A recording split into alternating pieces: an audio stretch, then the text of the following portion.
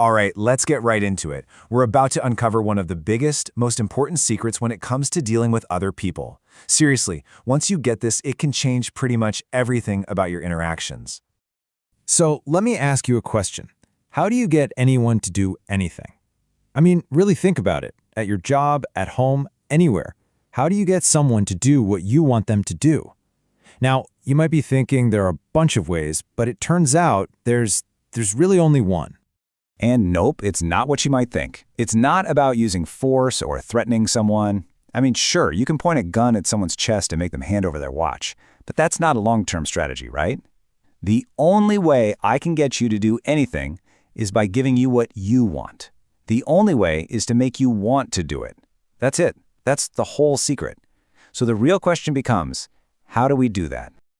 Well, to figure that out, we've got to dig a little bit deeper. We need to look at what might just be the most profound, the most fundamental urge in all of human nature. It's this one desire that's the engine behind almost everything we do. You know, if you think about the things that we all want, yeah, we want to be healthy, we want food, we need sleep, we want money, we definitely want our kids to be okay. For the most part, most of these wants get satisfied, right? We eat, we sleep, but there's one on this list. One deep, gnawing hunger that almost never gets fully satisfied. And that is the desire to feel important.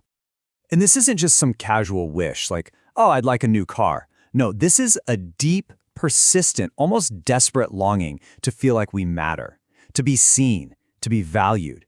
And yet, day in and day out, it's the one thing that gets overlooked, both in ourselves and especially in other people. The famous philosopher William James put it perfectly. He didn't just call it a desire or a want. He used the word craving. Think about what that word means. It's an ache, a powerful, undeniable hunger. And he said that the person who can honestly satisfy that hunger in others, well, that person will hold people in the palm of their hand. But here's the thing about this craving to be important. It's a powerful force. And just like any force of nature, it can be channeled for incredible good, or it can be left to run wild and cause a whole lot of destruction. This is such a powerful idea. Think about it. The way you choose to satisfy that deep-seated need for significance, that tells me everything I need to know about your character. It shows what you value, what you're willing to do. It literally defines who you are. And look at this. This is the perfect example. You've got two famous Johns. Both were driven by that exact same craving to be important. John D. Rockefeller got his feeling of importance by funding a massive hospital in China that helped millions of people he would never ever meet. And then you have John Dillinger. He got his feeling of importance by becoming a ruthless bandit, a bank robber, so infamous that he was actually proud when the FBI called him public enemy number one. See? Same deep down craving, but two wildly different paths.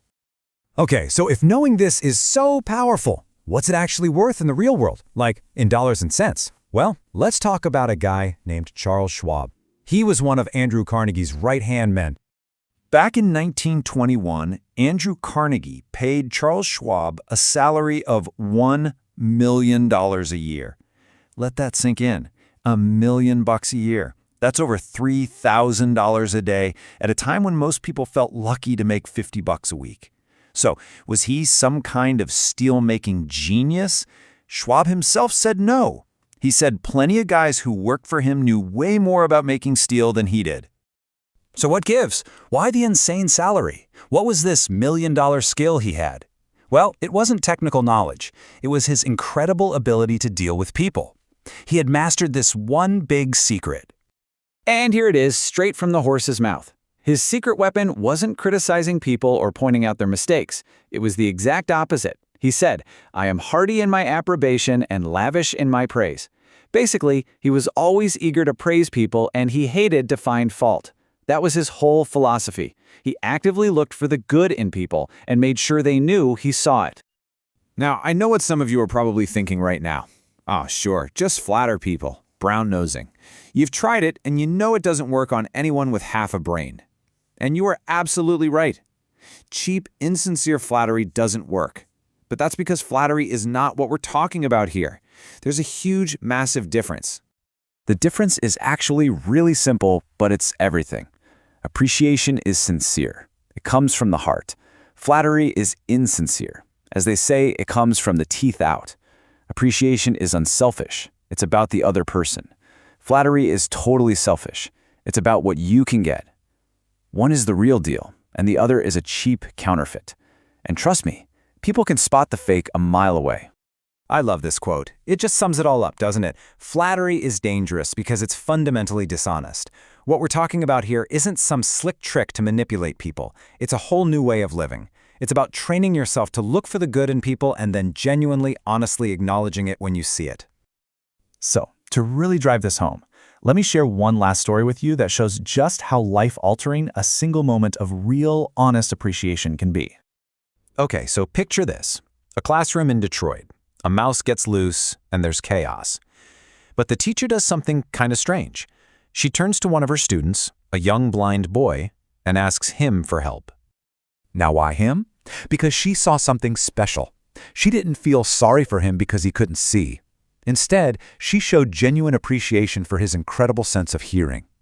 She told him that nature had given him a special gift in his ears to make up for his eyes. And for this little boy, that was a thunderbolt moment. It was the very first time in his life that anyone had ever pointed to his hearing and called it a strength, a gift, something to be valued, not a compensation, but a superpower. That one simple, sincere act of appreciation changed everything. It set that boy on a completely new path. He started to focus on and develop that incredible gift, and that young boy grew up to become the musical legend Stevie Wonder, all from one moment. So, there it is. That's the big secret. That's the principle. It's not some complicated formula. It's just this. Give honest and sincere appreciation. Forget about cheap flattery.